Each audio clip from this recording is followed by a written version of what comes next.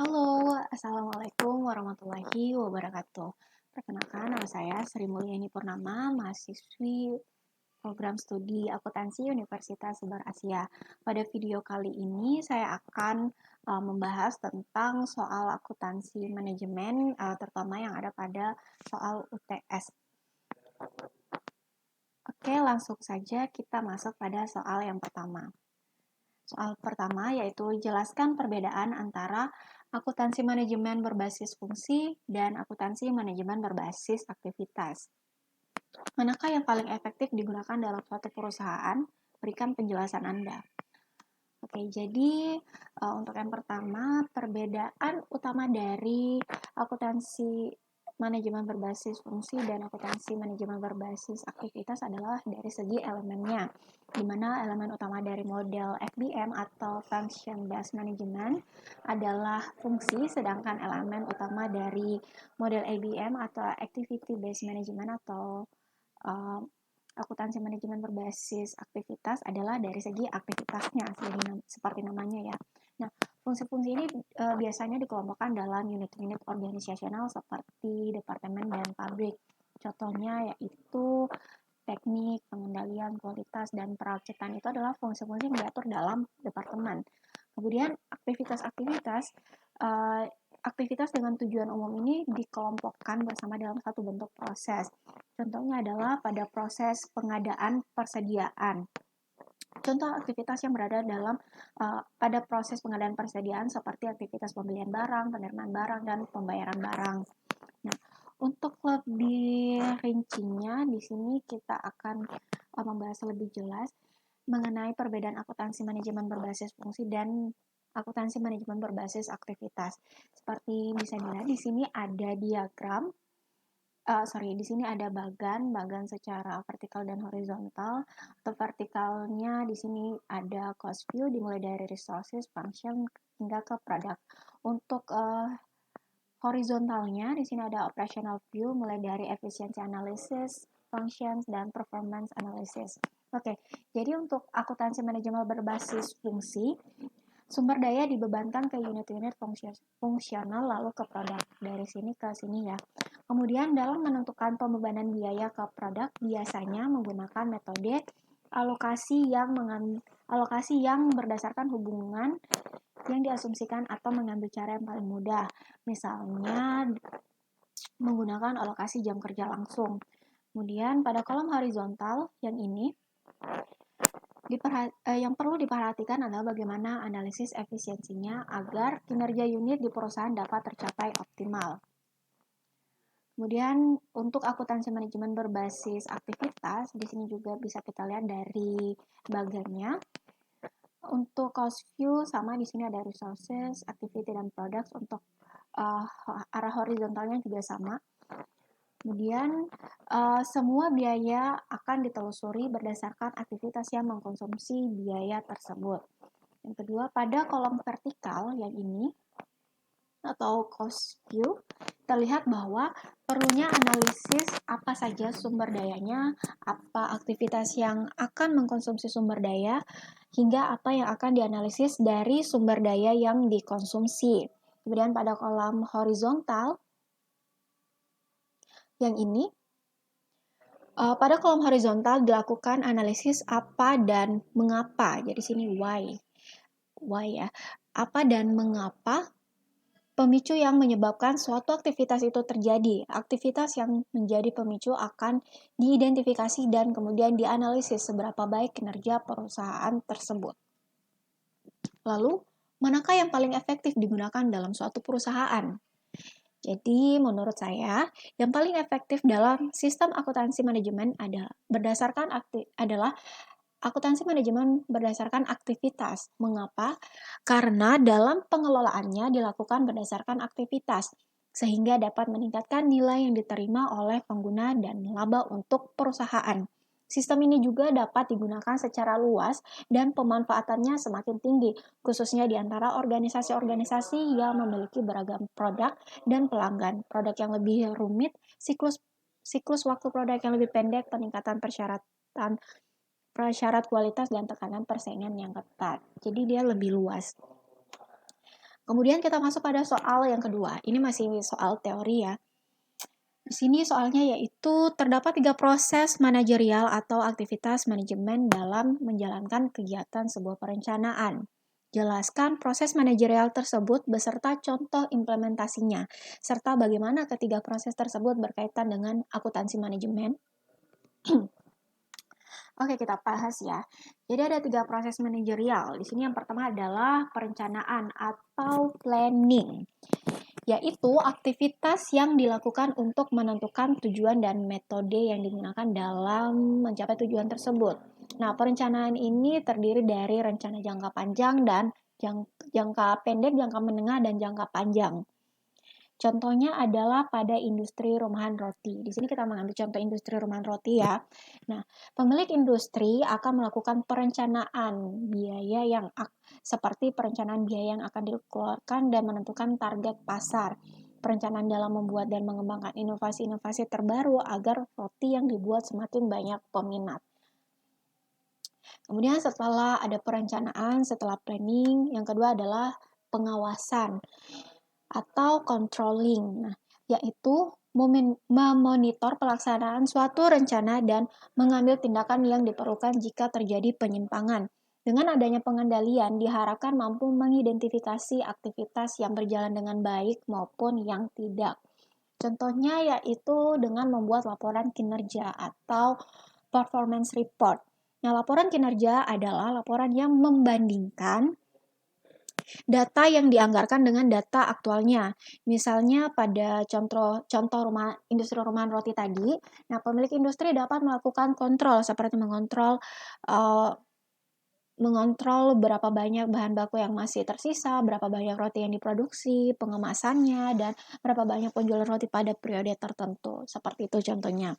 Kemudian setelah melakukan proses pengawasan, yang ketiga adalah proses pengambilan keputusan atau decision making. Nah, yaitu proses pemilihan suatu alternatif yang tersedia. Proses pengambilan keputusan dimulai dari identifikasi masalah, identifikasi alternatif yang tersedia, penentuan manfaat dari setiap alternatif, dan penentuan alternatif yang terbaik. Contohnya kembali lagi pada industri rumahan roti tadi. Nah, ketika terjadi penurunan omset penjualan secara drastis karena kondisi pandemi misalnya ya, pemilik industri harus bisa berpikir dan mengambil keputusan agar usahanya dapat terus berjalan. Misalnya dengan mengadakan promo atau mengubah sistem pemasarannya. Lalu apa kaitannya dengan akuntansi manajemen? Jadi kaitannya dengan akuntansi manajemen atau managerial accounting, yaitu di mana akuntansi manajemen berkaitan dengan masalah penyajian informasi yang menyediakan data dan informasi untuk pihak internal, khususnya manajer di semua level suatu organisasi. Jadi para manajer dapat merencanakan hal-hal apa saja yang harus dilakukan dalam mencapai tujuan usaha. Terus, setelah melakukan perencanaan, maka manajer juga harus melakukan pengendalian atas pelaksanaan perencanaan tersebut agar tidak terjadi miss atau bahkan loss. Dan dalam melakukan pengawasan, terkadang manajer juga harus melakukan pengambilan keputusan yang berkaitan dengan kinerja usaha agar tujuan usaha dapat berjalan dengan baik. Nah, untuk soal yang ketiga, di sini kita masuk pada soal perhitungan. Oke, jadi di sini ada tabel. Untuk soalnya yaitu Plata Company memproduksi 2 macam produk tas, yaitu tas kerja premium dengan brand Melatin elegan, dan tas kerja kualitas standar dengan brand Melatin Vina. Berdasarkan data perusahaan, yang ini ya, yang dalam tabel, yang ini, berdasarkan data perusahaan, produksi 2 produk tersebut membutuhkan 2 jenis aktivitas overhead, yaitu setting peralatan dan pemrosesan dengan mesin. Berikut adalah data ekspektasi produk elegan dan Vina. Di sini untuk overhead setting peralatan yaitu $3.000, pemrosesan dengan mesin $18.000. Untuk direct labor pada produk Vina yaitu 9.000 dan pada produk elegan 9.000 dan produk Vina yaitu 3.000. Direct materialnya untuk elegan 3.000 dan Vina sama-sama 3.000 ya. Begitu juga untuk unitsnya, yaitu untuk produk elegan 3.000 units dan untuk produk Vina 3.000 units. Untuk setup hours sama-sama 100 dan untuk machine hours di sini untuk produk elegan adalah 500 dan untuk produk Vina adalah 4.500. Oke, yang pertama kita diminta untuk mengalokasikan cost overhead pada produk dengan rate berdasarkan direct labor cost. Hitung total cost per unit. Oke, jadi yang pertama kita menghitung overhead cost berdasarkan direct labor cost. Dengan menggunakan rumus overhead cost sama dengan total overhead dibagi dengan direct labor tiap produk. Jadi untuk produk elegannya, di sini kita lihat dulu overheadnya di sini 3.000 ditambah dengan 18.000 sama dengan 21.000.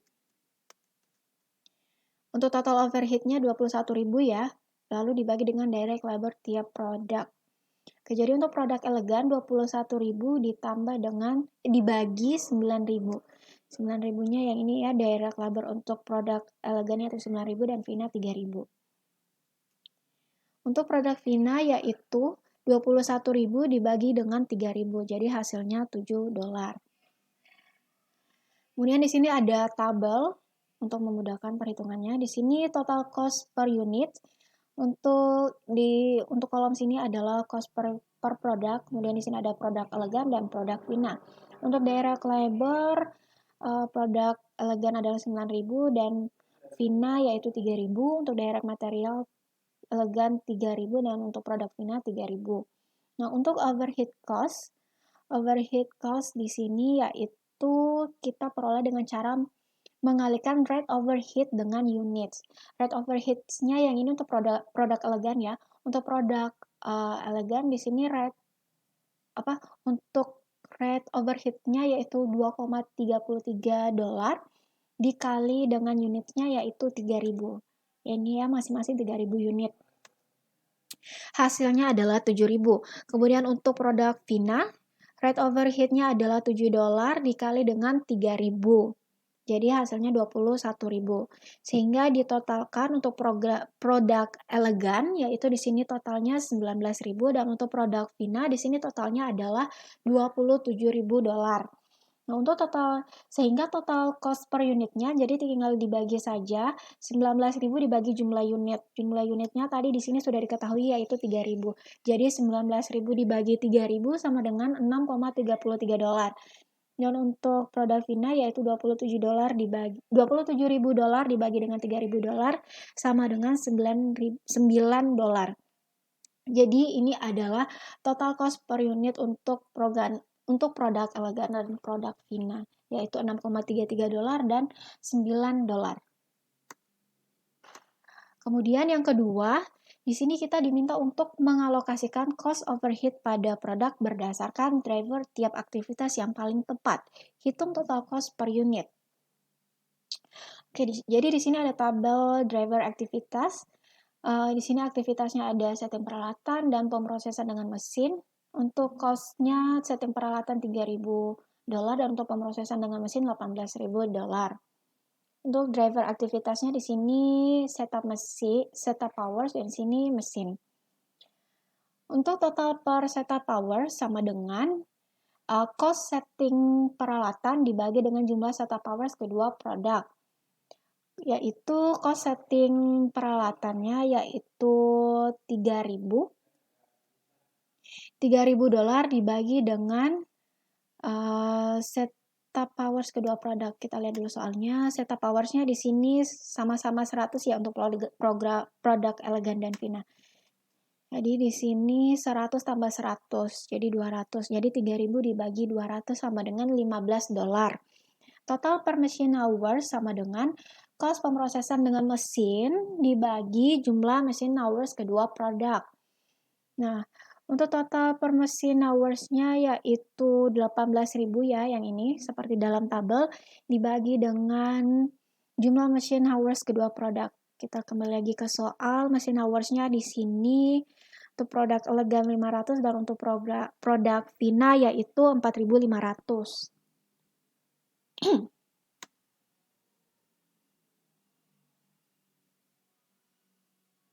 Oke, jadi 500 tambah 4.500 ya, jadi 9.500.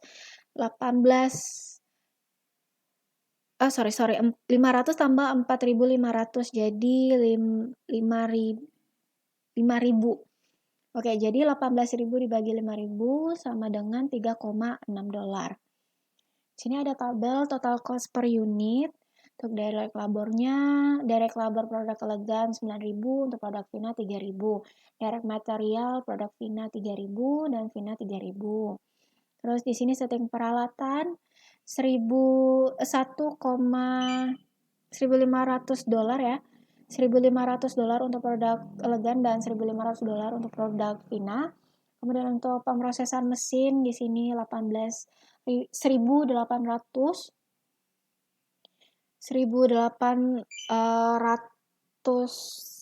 dolar dan untuk produk Vina yaitu 16.200. Pemrosesan dengan mesin.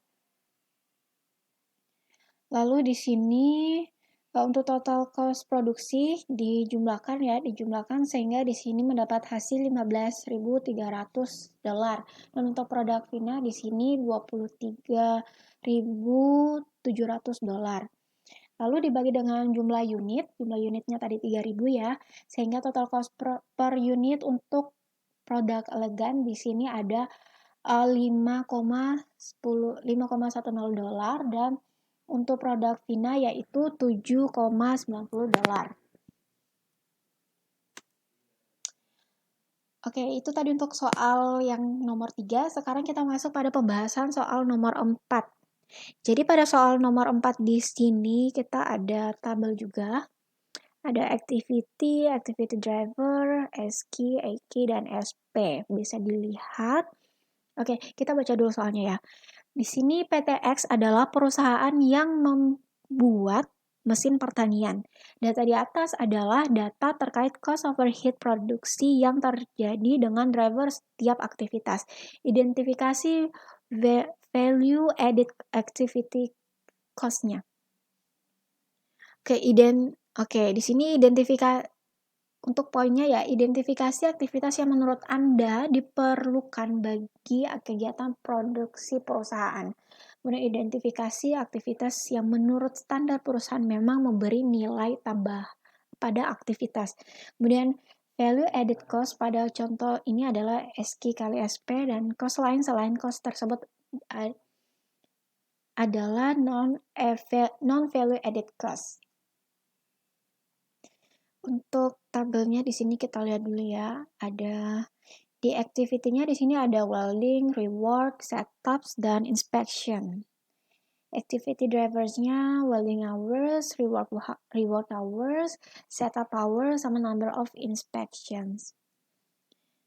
Oke. Nah, di sini kita jawab dulu soal yang pertama tadi, identifikasi aktivitas yang menurut Anda diperlukan bagi kegiatan produksi perusahaan. Jadi di sini yang menurut saya perlu yang sangat diperlukan untuk produksi yaitu proses aktivitas welding, setup, dan inspection ya. Kemudian identifikasi aktivitas yang menurut standar perusahaan memang memberi nilai tambah pada aktivitas welding, setup, inspection. Nah, ini kita masuk pada tabel perhitungannya. Sini ada tabel, ada welding, rework, setup, inspection. Di sini untuk rumus ya, untuk rumus. Oh ya, enggak, kita baca dulu tabelnya ya. Di sini SQ weldingnya ada 10.000, kemudian EQ-nya 12.000, SP-nya 40 dolar. Ini semua dari soal ya. Oke, kemudian SQ kali SP ini untuk memudahkan ya. Di sini rumus total cost itu EQ kali SP, kemudian value added cost itu rumusnya SQ kali SP. Jadi untuk memudahkan kita masukkan saja di dalam tabel perhitungannya.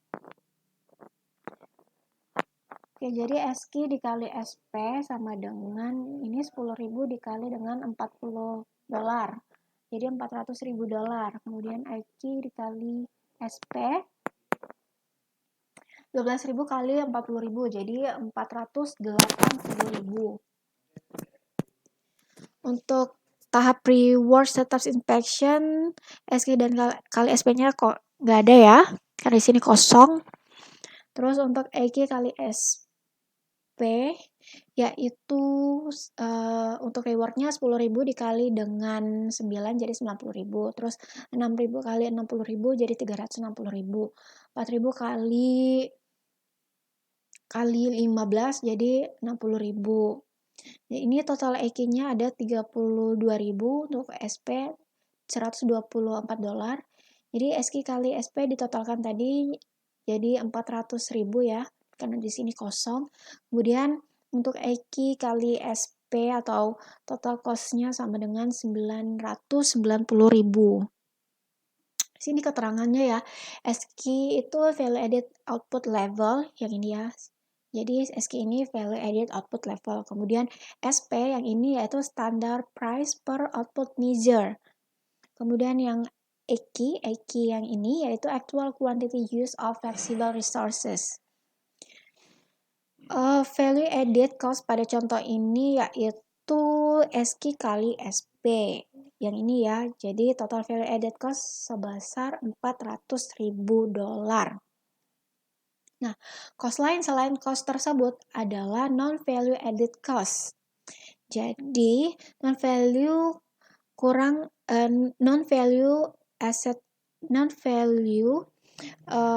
asset cost sama dengan total cost dibagi dengan value added cost.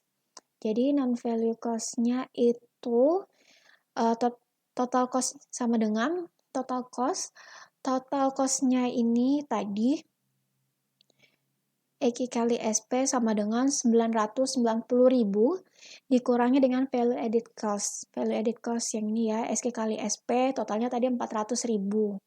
Yang ini ya, 400.000. Jadi 990.000 dikurangi dengan 400.000 sama dengan 590.000. Jadi non value added cost-nya sebesar 590.000. Oke, sekian yang bisa saya presentasikan pada video kali ini. Terima kasih. Assalamualaikum warahmatullahi wabarakatuh.